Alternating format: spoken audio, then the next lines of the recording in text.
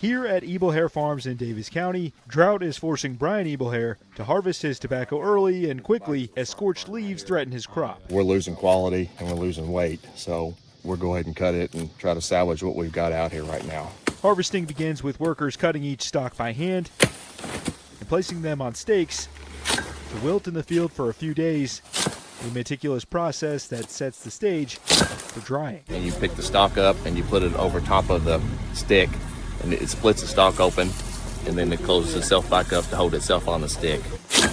Before harvest, workers top plants to promote leaf growth and use chemicals to block suckers, ensuring every plant produces market-ready leaves in a labor-heavy cycle. Here, they load up a truck with leaves that are ready to dry. We touch every stalk in the field several times through the year. It's very, very labor-intensive. It takes a lot of manpower and a lot of time. Tobacco once thrived here, with nearly every farmer in Davis County growing it, Ebelhair says. Now only a few remain, squeezed by foreign competition and a 2004 buyout that ended production quotas. The demand is just not there for tobacco anymore because, people realize the health issues and different things.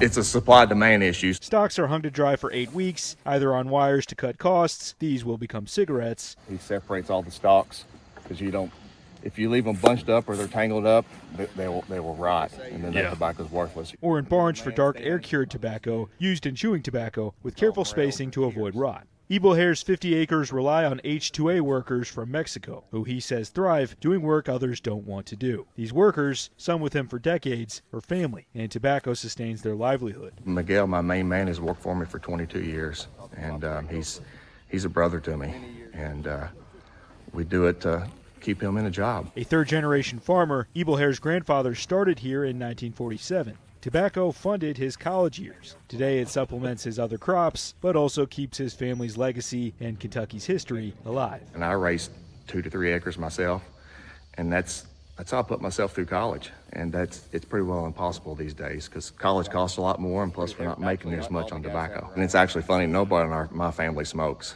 Yeah. We never have, and I don't know, it's just a habit we just never picked up. It's still a free country. People still have freedom of choice to smoke or chew if they want to, and we still have the freedom to raise tobacco if we want to. Despite a shrinking industry, Ebelhair carries on, honoring his roots and his workers. In Davis County, Sam Neff, Spectrum News.